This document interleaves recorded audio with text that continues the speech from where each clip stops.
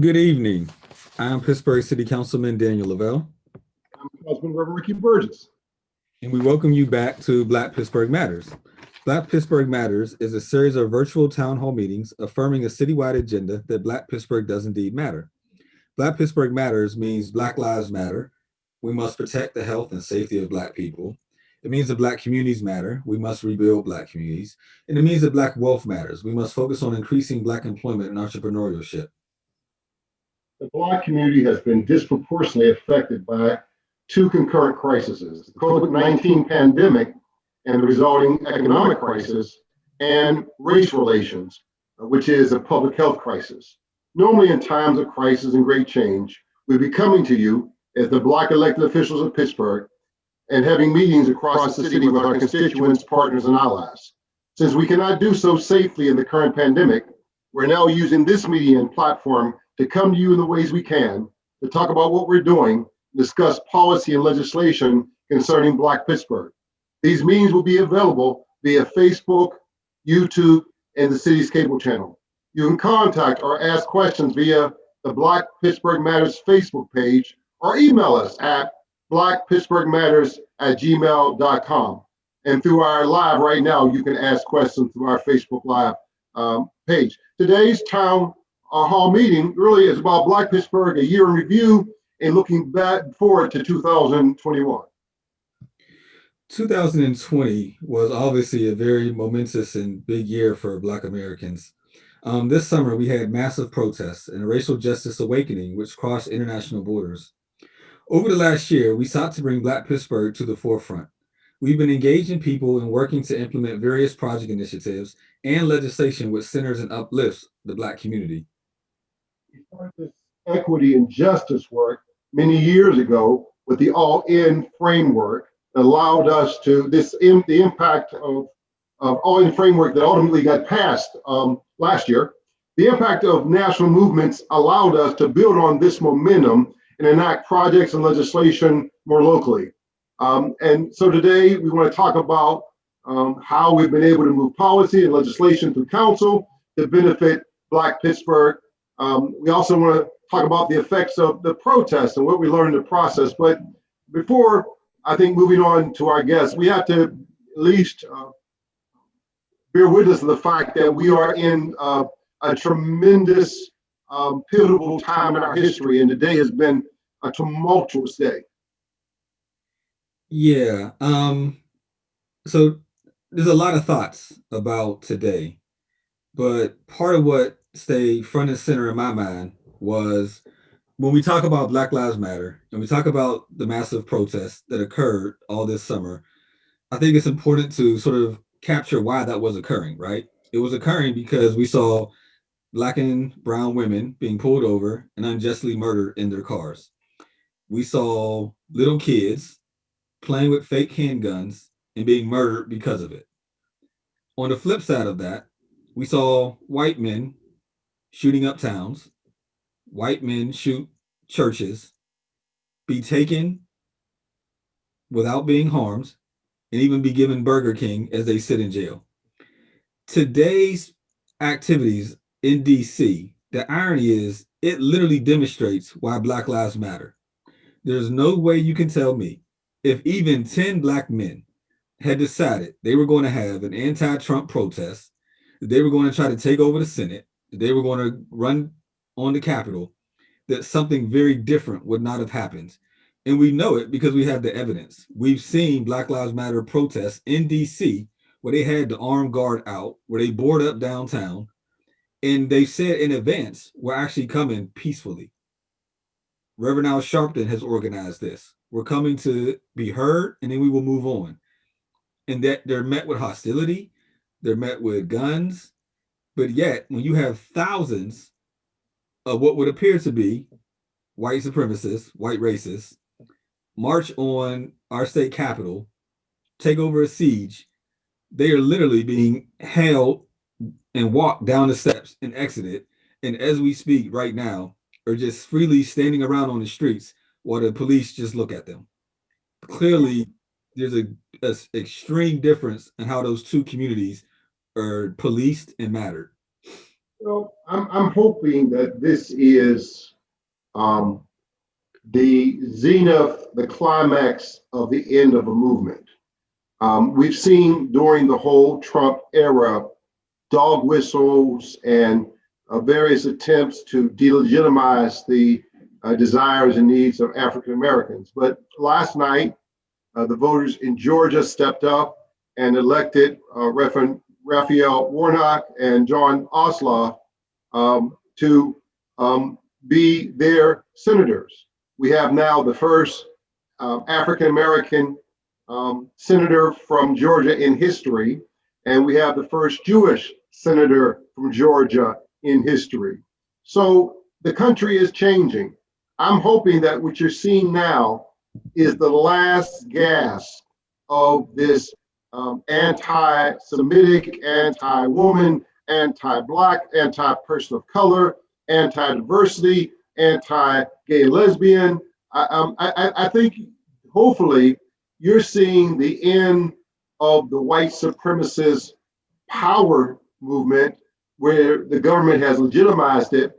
And now we're on the backside now where you'll start to see the acknowledgement and the openness of having a more diverse country, the legitimacy of our country being more diverse. So that's the preacher in me hopes that is what we're facing, that this is the beginning of a different country. Well, tonight we're honored to be joined by fellow council persons. We have with us Councilwoman Erica Strasburger and Councilman Bobby Wilson. We want to thank you to this evening's town hall and thank you for being our guest. And we also have the president of City Council, Teresa Kale Smith, who is also joining us as we All speak. right, thank you. We have the president. Good to see you. Good having all Good of to see you. good to see you. I guess I think it would be perhaps I want to open up to your thoughts either, and I think you can do either one you want. You can chat about what you see going on in our capital today if you want to talk about that first, or if you want to chat, go right into a review of 2020 and the things we've done at the council. I'm not sure. Check your temperature. We can do either one though. I'm good with whatever you want to do. It's your show. I'm your guest. Well, does anyone have any hot thoughts about what's going on? And I mean, I think we can't just ignore it. Anybody have any hot thoughts about what's going on in our nation's capital? Yes, and thank you, Councilman Reverend Ricky Burgess, and also Councilman Lavelle for having me on your uh, Black Pittsburgh Matters program. So, yeah, I couldn't help today but to think about how the Democratic Party, we think of ourselves as a pretty big party tent. We invite a lot of people in, and then we kind of have a lot of infighting. And I think today we really saw how much we all realized, no matter no matter where you are in the Democratic Party, just how much all of us are Democrats today. And looking at and thinking at what may have activated some of these extremists to do this today, that all that rhetoric was on one side, and really entertained on one side, and it's just really disheartening for me to think about how divisive some have tried to make our country, and today, as tragic as it is, I think that all Democrats really stand together today to denounce what happened. And I think that I'm going to say something a little bit different. I don't think that we're Democrats or Republicans today. I think we're saying that we're a lot of Americans, because I hear a lot of people condemning this behavior. Everyone, no one appreciates it. And you can't say you're a patriot. You can't say that you support police and attack, the Capitol and our police. So I think I think a lot of people are saying, America should come first. And I agree with that, and I agree with everything that's been said already. And I want to thank you both for hosting us on your show tonight, and also just say that my thoughts are with everyone who's in DC and impacted by this attempted coup, which is what I think it is, in our nation's capital, and folks who are sheltering in place, elected officials and others. It doesn't come as a surprise to me, sadly. I think this is something that we've been having to prepare for quite a while now. And it doesn't come as a surprise to me because Donald Trump didn't come as a surprise to a lot of people. And I think Donald Trump, as a lot of people have said, wasn't necessarily did he stoke and inflame certain positions? Yes, but he was a symptom and not a cause of where we are today. It has taken us years and even decades to get to the sort of hateful, polarized, white supremacist point that we are in today's America. And it's going to take us years and maybe even decades to get out of it. And I think all we can do is really work here at home and in our own neighborhoods and in our own backyards and with our own contacts to make change in this country.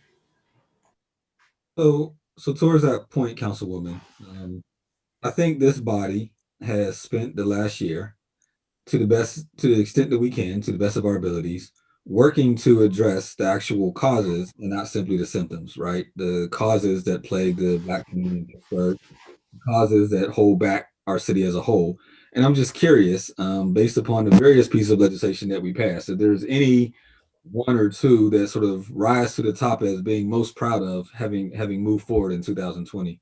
Well, I was proud to support the package of legislation that came from your two offices, Councilman Lavelle and Reverend Burgess, declaring racism as a public health crisis, Black Pittsburgh Matters, establishing a commission and a task force, and what I think is just the beginning of some major reimagining of what public safety is and what police is. So that was something I was proud to stand behind, and as well as the sort of the reform and calling out the problem side, and then the avenues of hope is the more visionary part of it. Bobby, Teresa, it doesn't have to be our stuff. What are you most proud of what you've done last year? What's been your kind of thoughts of legislative moments that stood out for you? I think for me, it was seeing us work together and come together on some legislation. I think that, and it was hearing what the two of you said, and I think your leadership was really great, both of you, on bringing the issues to light and making us actually, helping some of us understand the importance of some of it. And I think being more aware of the needs in our community. And I think a lot of us already were aware, but also we didn't know what to do with some of the things that needed to be done. And I think you put it together, and I'm really excited, probably most excited about avenues of hope, and what that means. Because I really want to see, my thing has always been, I want to see people lifted up. I don't want to see us just doing things for people and making people rely on us. I want to see people do for themselves. But I think that and the urban farms are things I'm happy that we've done. I'm definitely proud of a lot of legislative things that we've done, but I have to say, I've been really focused on the smaller planning things that are able to grow larger things in the future. For instance, we were able to see quickly, what a little bit of the neighborhood economic development funds that I worked with Councilman Lavelle and all council members on, and Madam President, you were pivotal in helping me orchestrate that, and as well, Councilman Strasburger being so generous with your funds as well. What I mean is we were able to get resources to Perry Hilltop Findview, where now basically that was funding all the community efforts that they're doing to organize and have staff to orchestrate their meetings in the community, so that now they can move forward with this choice neighborhood planning grant for affordable housing and high quality affordable housing in the future. So, I think that's something that I'm proud of because we all work together to try and figure that out. I was fortunate to have so many great experiences in that community that I saw that as a need, and there were larger things planned before I came to council for this neighborhood. And so, continuing down the path of funding the efforts until the bigger money came, I was happy to see that happen. So I'm curious, Bobby, because you spoke about. I remember when you were walking the halls trying to figure out how to move money to build the capacity of your community groups. And I think that's something that all of us have done when we've gotten to council, right? Like we have an idea of what it will take to build up and support our communities, and then we get here and we discover not exactly. So I'm just curious, how do you see your first year? What was your first year on council like for you? Did it meet your perceptions of what council does and doesn't do? Was there anything that was surprising to you? Um, it's surprising that we can all quickly adjust to online life and have council meetings. I'm in my attic space, so I was just actually down at the office yesterday, taking um, uh, what's it called? Like I don't have anything on the walls yet because I the 2 months we were in there, we were sent home, and so I figured, well, maybe I should start taking stuff down. Maybe, and by the end of the summer, this will be over. And but I was down there and I was just thinking about just how foreign it is, and how I don't. It's just a whole nother world down there. I don't know what it's like, but from what we've been able to accomplish, from not even being amongst each other and being able to like pass each other by and drop into people's offices and work through something. Um, I think I thought that was heroic in general, just to see, everyone kind of come together and try to work over the phone, over Zoom. So I was, my first impressions of council are um, just how friendly everyone is and how everyone actually, we're all mostly on the same page, and that we want to see Pittsburgh, um, you know, get better. We want to see it more equitable for everyone. And I mean, my experience is a good one so far. It shows me that uh, people are thinking rational, and we want to move the city forward in a good way for everyone. So I could go on and on, but I'll leave it at that. Similarly, Teresa, this was your first year as president of council. And as you see my background coming in and out with a technical glitch, but this is your first year as council president. And that's a bit different. Being the spokesperson for council is very different than being a member. And then leading us in COVID, tell us, tell us your experience with that. How's that been for you? Well, I'm here today with my family. We have a celebrated Middle Eastern day, so I'm Lebanese and I have a little bit of a temper. So it's really hard for me to shut my mouth a lot of times, to be honest with you. I think that's one of the hardest things is making sure that I'm not saying things that are going to upset council, that, trying to make sure I represent you well. It's been difficult. Um, but I will say that I think that it's been help. I've been okay because of all of the help that I've had from the clerk's office to our colleagues, especially Councilman Lavelle and Councilman Burgess, helping me through a lot of stuff. And the other day, Councilwoman Strasburger, I called her about something. We just talked it out through, and I felt better after we did. I mean, so it's having people that in the mayor's office has been very helpful. So having people that are helping me get through this, because I think, um, I'll be one of those one and done kind of people. I think it's just one of those things that you have to really want it and know what you're doing. And I mean, I've never been a rules person, so I'm definitely not a Robert's Rules of Order person. Um, so it's been challenging. And I think the most, and then to be thrown into the COVID situation and have to all of a sudden figure out how we're going to have council meetings and keeping staff safe and everyone safe. I mean, it was really like difficult at first, but now I'm getting used to it. So I like the part of doing the meetings online is more than um, sometimes more than going down into the building, but not always. I still like that atmosphere. I like being with the people. I like seeing everybody. I miss everyone. It's been a challenge. I mean, simple things that people don't even think about, having the agenda and the cheat sheets and all those things in front of you, the paperwork all in front of you. When you don't have a printer, the office, print shop, you have to do it all yourself, and you have to make sure that you have all those supplies at your home. Well, I didn't have an office in my home. I mean, my home was my home, but now we have an office. So it's those things. So, Teresa, one of the things I think I've seen as a challenge for you, and I mean this with all sincerity and as a compliment, you are one of the most hands-on council people that I know in terms of working in your community, working with your constituency. You will literally stop and help direct a program if you think that's what needs done. And so maybe if you could talk and share maybe a little bit about the balance of being so hands-on in your community and literally being always out there and active, but also having to manage us because that's also a challenge. So I really think that I rely mostly on my colleagues. So I think that you give me a lot of great help. Reverend Burgess, I mean, he knows a lot. I tell people all the time he is so smart and he helps so much with so many things. And just ask what you want to accomplish and helps you get there.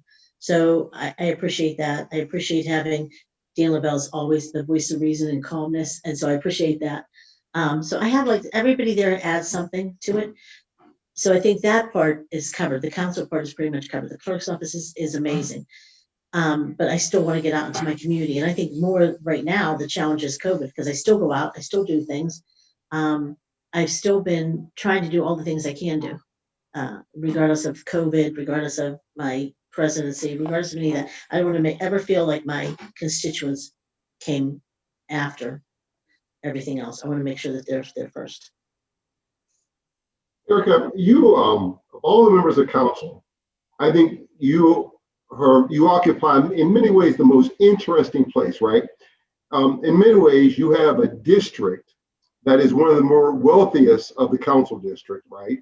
Um, at the same time, you have a passion for the least among them. You know, your activism, your sincere attempt to provide justice to the least among them. I'm really interested. We never actually talked about it much in person in terms of how you develop, you know, coming from a district which pretty much doesn't need as much of city attention as some of our other districts, yet you have focused a lot of your attention on helping those who are less fortunate and using the resources of your district to help other districts. I'm just curious of how you came to this perspective. What, because you know that's it's an interesting place to be, I think. Yeah, thanks for bringing this up.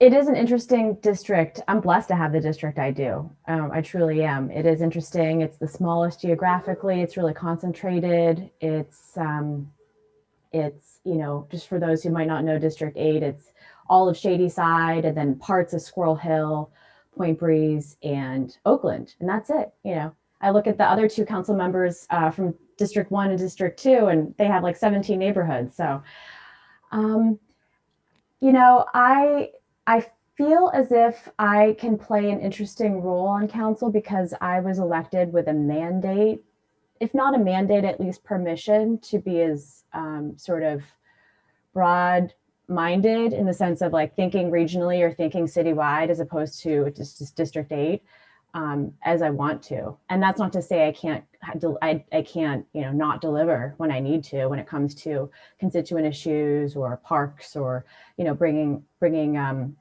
resources to parts of the district that need it. When we had to fix up Whiteman Park, you know, we had to bring money to that. But that's also to say that, you know, when I was running for election the first time, one of the biggest issues that arose as a campaign platform was affordable housing.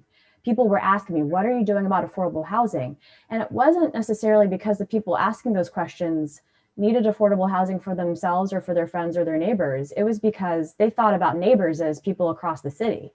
And they wanted me to make sure they were electing someone who's thinking about issues like affordability for everyone, inclusiveness, equity, racial justice, even if they didn't put it in those terms necessarily. So, like I said, I'm really blessed to have the permission and I think a mandate from the constituents in District 8 to, you know, to do what I can to partner up with, you know, members from other districts to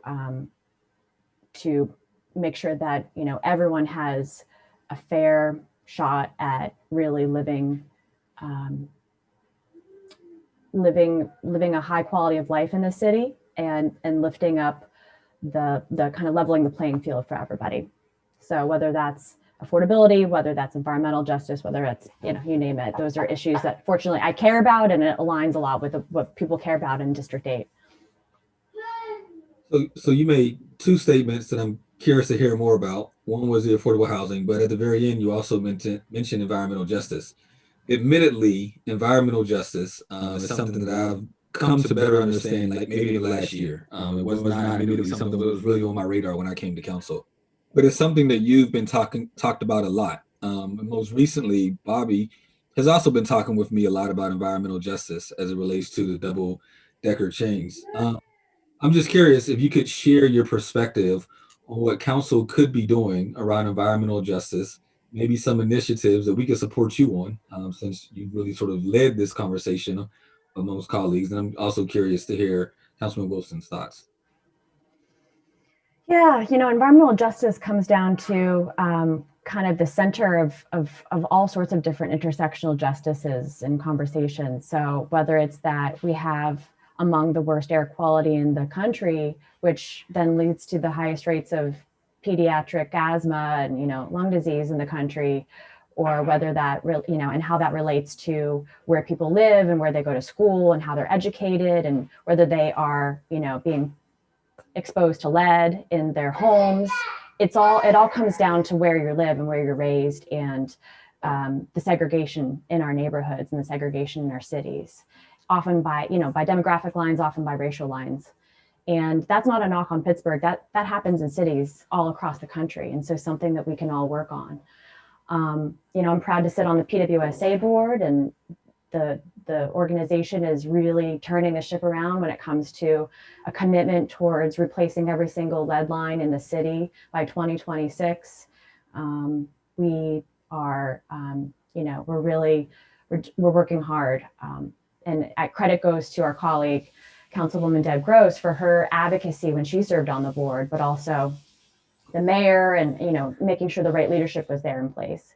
But we still have a lot of work to do. And when we talk about environmental justice, it's a little difficult because we aren't the health department. We're not the county. We can't always impact issues that we care about, but we can certainly do things like make our streets as walkable and bikeable as possible so that we can get people out of their cars. You saw the air quality improve tremendously back in March and April when no one was driving to work.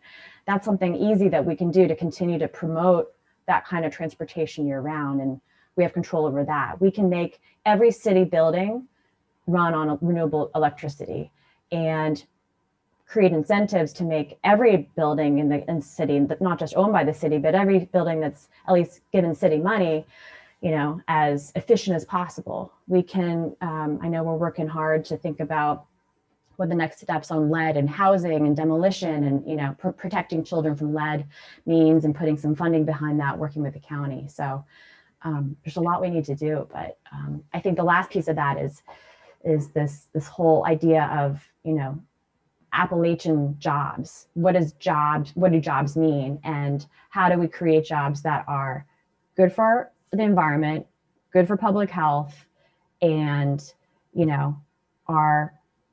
are good paying jobs that are also hiring a diverse set of people and workers, and creating the pipeline for those type of jobs, as opposed to pipeline to jobs that are maybe not so great for the environment and for health. So those are some of the things I'm thinking of. Okay, Bobby. Yeah, I think I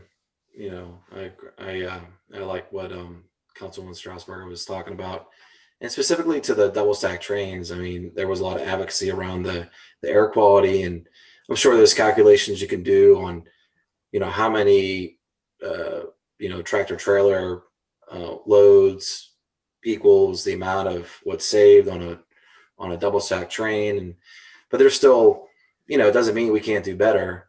But I think, they can always put a new engine in. There's new technology for different locomotive engines. I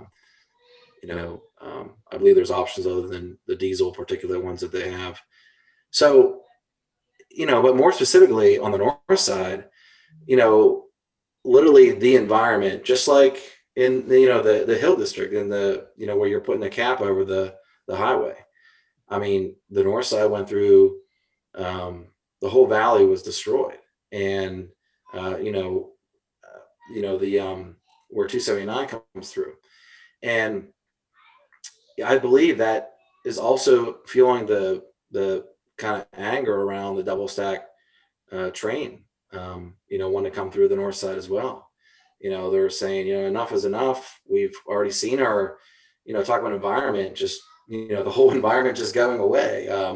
Air quality is one thing. It's hard to fight something that you can't see sometimes, but you can see whenever whole communities have been demolished, and people, there's all the, you talk about all the different neighborhoods that are on the north side.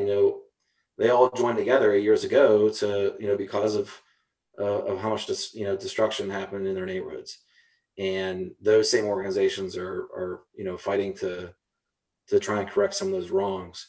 So if there's so as we continue to have these conversations about what and if this looks like with the double stack trains, I believe that we should keep as much of the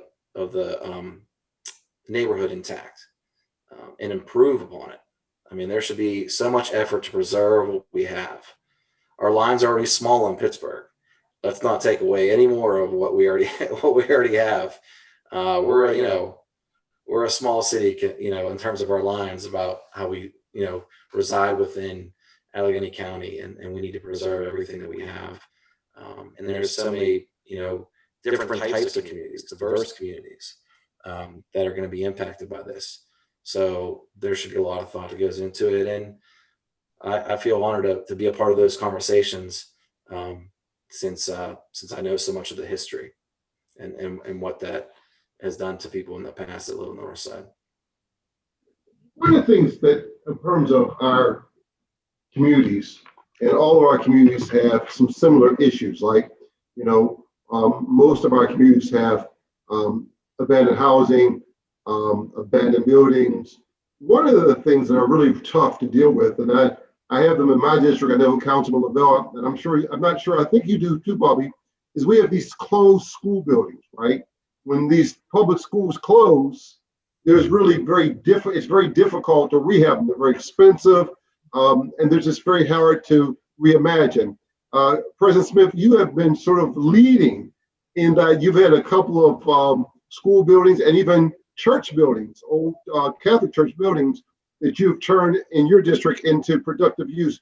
How have you been able to do that? Tell us the secret, the magic of that, so we can all kind of replicate that.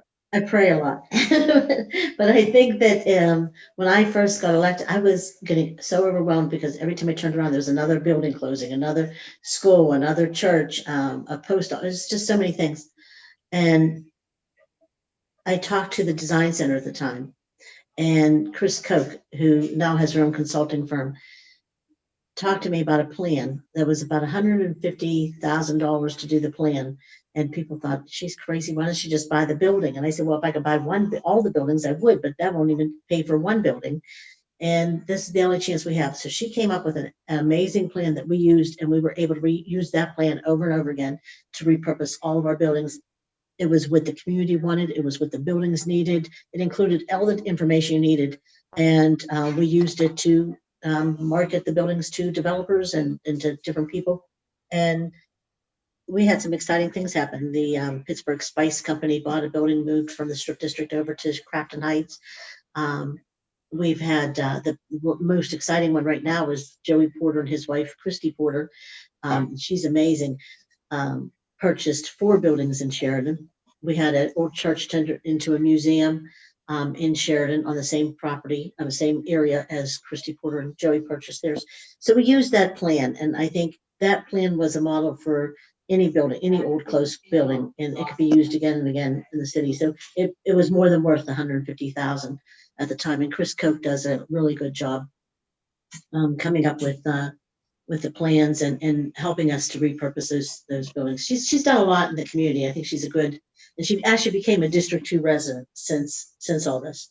So I think that she does a lot. So I think that was the biggest key, is working with the administration. I think people don't realize the importance of the administration, how this is a strong mayoral form of government, and the importance of working with a mayor to get some things done. And I think a lot of people don't understand his value and his importance in some of the things we were able to get done. But I don't want you to go past that. I mean, I think you said something that I want to at least suggest that all of this social justice stuff that we've done as council, none of it would have gotten done without the support of Mayor Peduto. None of it would have gotten done. And and the economic development, from the Lorimer Choice neighborhood to the houses on Hamilton to just a variety, a broad section of both social justice, economic development, money into African American communities. None of that gets done without a visionary mayor. I mean, it just doesn't get done. And you open that door. And so I think I asked other council people that, let's talk a little bit about how in order to get stuff done in this city, you need a competent mayor, but you also need a mayor as a partner. Well, Rev, I can talk a little bit about it because you mentioned housing. You mentioned Housing Opportunity Fund. The reality is, yes, City Council led that charge. We did the work. But the mayor actually appointed the task force. We then came back with a set of recommendations and argued amongst ourselves on how to move it forward. But the mayor is not supportive and is not willing to put the money into the budget for us to then move. It becomes very hard to get done. If the mayor is not supportive of the Lower Hill redevelopment, right? If he's not willing to say, I understand the importance of getting this development done, but I'm also hearing what the community's wishes and needs are, and therefore I must stand and make sure both issues are being met so that Councilman Lavelle is not out there on an island by himself arguing. His value becomes important. Even the same way at the very end of the year when we moved, what was it, not $6 million over from the budget to the Office of Community Health and Safety. Well, that's an office that'll be housed within the mayor's office. We alone can see the importance of it, but we can't create the department. He has to be able to do all that to say, okay, if the council prioritizes funding human services over police, I'm willing to support that, and here's how we'll actually get it done. Yeah, I can maybe elaborate a little bit. Sure. Yeah. So, I find it very powerful to go to the community, talk to them. I mean, it could be at the community meeting or it could be just a small group of people that have an idea, talk to them, and we're all on the same page. And then to be able to to be able to start working with people that can help get that done. Like the North Side, should be, I mean, I believe that the North Side should always be in a position of anyone that's going to be for our agenda, and what the communities need. And, that's the person we should work with. And so so far it's been a good partnership where I can have those conversations of what's needed in my area and, really, look, plan and look at a path on how, that can be delivered. And I'd rather do it together than try to, fight about it because, I mean, as we can see, there's nothing that comes about with fighting and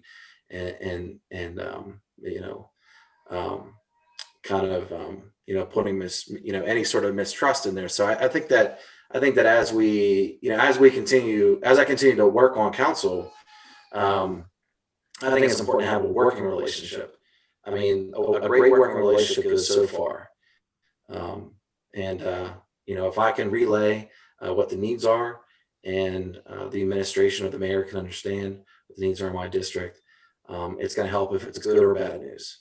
So that's the way I see it. Thank you. What I want to do, because we're getting close upon our hour, is Micah Campbell Smith is with us, and she's actually the producer of this show, and she monitors the questions that are coming in. And so I want to ask her to come in and ask any questions that are outstanding from the public. Good evening. How are you? I have a few questions. The first is council members. Do you have any programs or activities that you'd like people to know about in your district? I have lots of programs in my district, but they're all very, because of our district is so widespread. We have 17 neighborhoods and we border the most boroughs. Some things are so far away for other people to get to, but we do have stuff. We try to make sure we separate it into sections so that we at least get somebody who can get some way to some of those programs. We have the Salvation Army in our district. We have Ream Recreation in Mount Washington. That was a close pool building and recreation center from the city. And we worked with the local community, and we worked with our office and PNC Bank has donated a ton of money to it. And we were able to reopen that center with John Masalero doing a tremendous amount of work there. And we have the Open Door, which is a really amazing program in Crafton Heights and has been there. Dave Carver, who was instrumental in Save Darfur, the Save Darfur campaign in Pittsburgh, and he does a lot of missionary work, had started this probably about 40 years ago with the community, and they purchased a facility and turned it into a community. And what I like about that is they keep up with everything that's needed in the community. So if it's an after-school program that's needed, there's an after-school program. Summer program, they make sure they have it. There's a church up in Banksville that has feeding programs and all sorts of. They have a summer camp that I've never seen anything like it. As a matter of fact, the church is growing so much. They went from a few hundred members to over 2,500 members, and they are building a new church on Banksville Road. It's getting to be that big, but they do feeding programs, they do divorce support programs, they do, I mean, you name, if there's a need or a concern in the community, they have a program or ministry for it. And then we also have one in Esplen, a program in Esplen, they do a food distribution 2 times a week on Saturday and Sunday every week. And so I think those are the programs I like. And I tell the community, call our office. We'll be glad to work with you and guide you. But 211 also has a lot of those services listed. But one of the things I'm most proud of is the program that Sister Mary from SALT Save a Life Today does. She just did a huge distribution. She has hundreds of people that come to her event, hundreds of families, which means it's probably closer to 700 to 1,000 people that come. And Mayor Peduto actually just helped her get Highmark Stadium and Eaton Park donated hot meals for the event for 500 people. So I think that she does those types of programs. She does free dental, free eye care, all sorts of programs for the families. So if they're interested, SALT Save a Life Today, Pittsburgh, Sister Mary. She does a tremendous job. And I can go on, there's more, but I'll let somebody else take the floor. Well, I would just like to highlight Sarah Hines' house. It's a Boys and Girls Club. I believe they have around 900 members right now. When it's not it's a Boys and Girls Club that I went to from the age of 7 to 17, and it's where I grew up. And they continue to reinvent themselves. They have a new extension. They have a new building, and it's right on the lower part of the north side. But they're getting more creative, and the best part about their organization is really the cost. I mean, I know they offer programming that is a little bit more expensive for some people if you want to do maybe some higher level robotics or something there. But literally basic programming is I think it's $20 a year. And if you can't pay for it, just let them know and they'll get it done. So when I went there, it was a quarter, but I think they had to make a little bit more money. It's weird that I can say that because I'm only 38. Usually, my grandparents would say, I remember when it was a quarter. So anyway, it's a great organization. Just want to highlight them. Yeah, we have a lot of great programs and organizations. I would say a couple to highlight are, we have a Boys and Girls Club as well in Shadyside. We have, through the National Council of Jewish Women, the Center for Women, which, full disclosure, I'm on the advisory board of, and they serve women who are, of any religion, any background, going through any kind of life transition, whether you're, out of the workforce and joining back in, whether it's a personal transition, you're going through a divorce, whatever it might be. You just had a baby, you're a working mother. They've been hosting some really wonderful Zoom gatherings through COVID. So that's the Center for Women, NCJW, and also the might technically be in Corey's district, but Councilman O'Connor's district, but the Hebrew Free Loan Association. Anyone who is facing any kind of hardship, you need an emergency loan. You don't have to be Jewish. You can go to them, and there's a board of directors who will consider your need, whether it's an emergency, roof repair, or an emergency, and you're sending, kids to college. It's a great organization. So I would say that, after the time of COVID is over and we're able to gather again, lots of street festivals and night markets in Squirrel Hill, and the Summer Arts Festival in Walnut Street, those kinds of things are something I'm looking forward to again too. Councilwoman Strasburger, could you please say the name of the organization that gives the loans out again? I actually Yes. was not aware of them. Sorry, it's called the Hebrew Free Loan Association. Open to anyone. Yeah. Thank you. And I know that we've had some questions about avenues of hope. Council President Cale Smith and Councilman Bobby Wilson, I think there are a few avenues of hope in your district. What is your vision and what would you like to see? And Councilwoman Strasburger, what is your hope for avenues of hope as well? So, do you want me to go first? Of course, yeah, sure. Okay. So I just want to say that the avenues of hope, I'm excited about it because it's going to start in Chartier City at Wind Gap Avenue and go all the way. It's going to encompass several neighborhoods. So Chartiers Avenue goes from Wind Gap Avenue all the way through to the West End.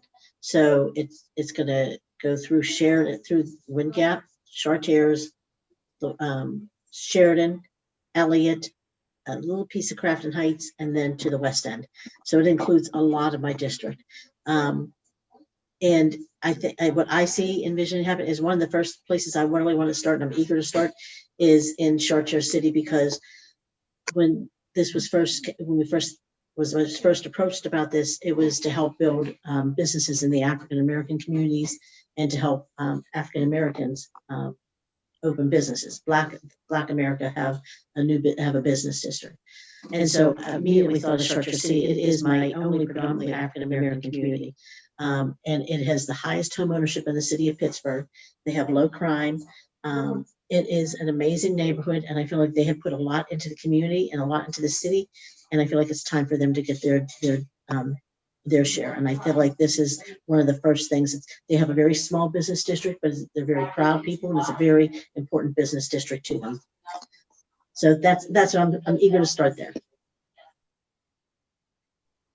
Yeah, and I'm eager for the for our section on the north side, and Councilman Lavelle. I know our neighborhoods come together at one point, and I think we're both excited about Perrysville Avenue. From Northview Heights, you come across into Perrysville. I always call it Perrysville just because that's growing up. That's what we called it. But you come into the Perry Hilltop, and then you go into the Observatory Hill area. But there's used to be a marketplace there. They're not a marketplace, but more of a main street. Mm-hmm. Several different businesses in the corner, and you have to pass through it to get to the other part of my district. So, sometimes I pass through Councilman Lavelle's district. So, seeing that for so many years, and not having anything, talk about an area that is in need. It can lift up so much. I mean, and I think we need to focus on not just it's going to be that avenue, but we got to go blocks back. And I think that's why some of these places that have been chosen are so powerful, is because this area is also where the Choice Neighborhood Planning grant is happening. So these efforts can work amongst each other. We can go hand in hand, and we can continually have these conversations of, well, what do those blocks look like past that avenue? And that's what I like most about it, is that we're really tying this program, or these funds and the program that's going to be built off these funds with other with other, other things that we're trying to get done in our districts, and that's needed. It's really what the community needs, and I'm just really happy to see this come to fruition, and really looking forward to it. So then my part in my district is just up the street in another business district, and that's going to be just very dynamic and make the area even more vibrant. There's a once again there's another an amount of funds being used from the URA to do affordable housing there. And it's interesting to see the definition of affordable housing change on the north side. We were looking at affordable housing, it's how you define it. So, recently they were doing a lot of second deferred mortgages, and it's interesting to see some of the conversation steered towards more of like, well, what is the long-term affordability that we can put in and inject on these streets, and how we can really tie that into the landscape and make sure that it's always going to be affordable, not just until that person sells the house that they were able to buy for a somewhat affordable price. So anyway, that said, it's just gonna enhance everything. So I really appreciate all the efforts and the direction. And once again, this is something that the administration and the mayor is spearheading. Before I ask Erica to comment, let me make sure that we know, but make sure it's clear. The Avenues of Hope is a program to rebuild the main streets in Pittsburgh's predominantly historic African American communities, is to focus on those main streets and to use them to build more affordable housing and build new Black business districts and to encourage Black entrepreneurship. There are actually 7 avenues of hope. They're Homewood Avenue, Center Avenue, Second Avenue in Hazelwood, Chartiers Avenue, Perrysville Avenue, and Warrington Avenue, and then Larmer Avenue, which is the 7th one, which is actually, Bobby, part of where the Choice Neighborhood Grant is at. And so you'll get a chance to see how that choice utilizes the avenues of hope, hopefully can merit in your district. And so it is a focus. It means that the city is going to be focusing on those streets in the effort to rebuild those communities. So that's what it is. Erica, you've been, a champion from the very beginning of the initiative. Why do you like it so much? Well, I think that the name of it is perfect. It gives communities hope. It's sort of like the opposite of the broken windows effect, where, you see success in one storefront and then you see another store open, you see another, and all of a sudden you have a vibrant business district. It's going to take hard work, and it's going to take a lot of strategy and a lot of, patience. But once you see that, it starts to give the residents living there hope for the future in so many different ways. I think probably incalculable ways. And so I'm excited to see these entrepreneurs, these business owners opening and hear their stories. We've been featuring business owners in District 8, just trying to promote them during COVID. And, maybe that's an idea for the URA or for the city to try to promote these new businesses that are going to be popping up in the districts focused on by the Avenues of Hope. Or maybe a walking tour or something like that.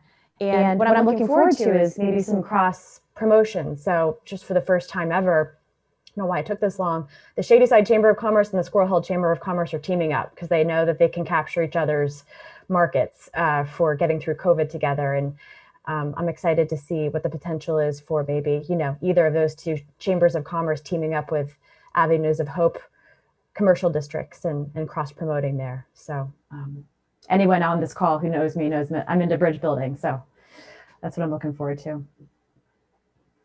I think it's also just worth pointing out that all of this, as Councilman Strasburger said, takes a lot of ingenuity, but also takes a lot of funding, right? And I think it needs to be pointed out that in the midst of a global pandemic, in the midst of our city being about $60 million short in revenue this year, this council still managed to fund and put a significant amount of dollars into the Avenue of Hope's initiative because it's what we believed in.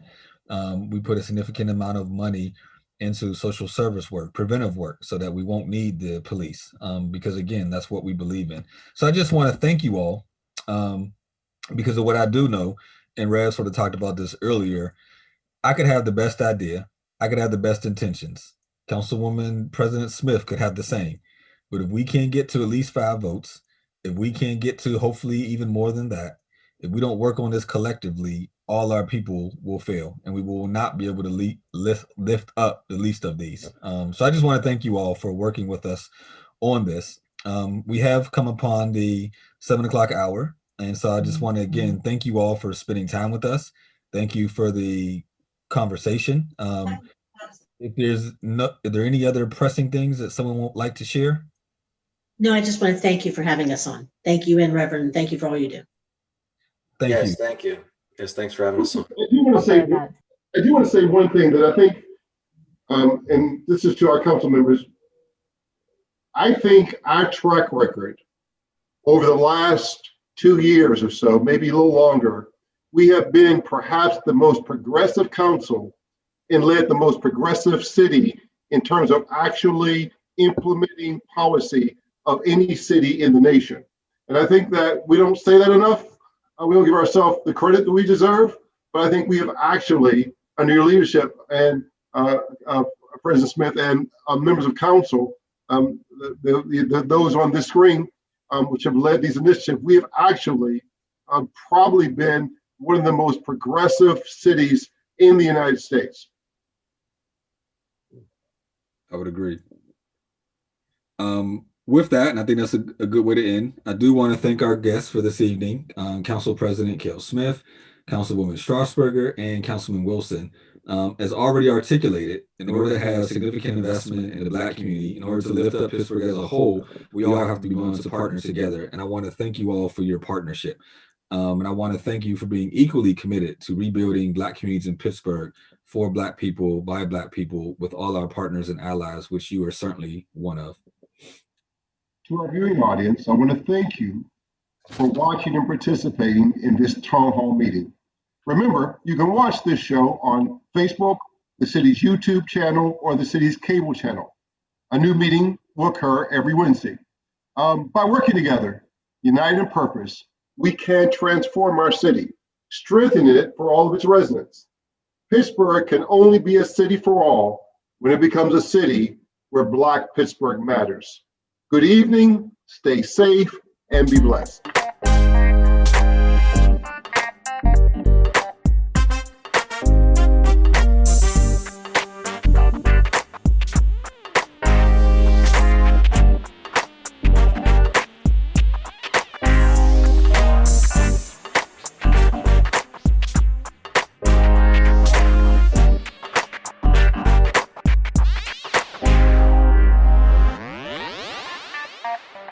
Bye.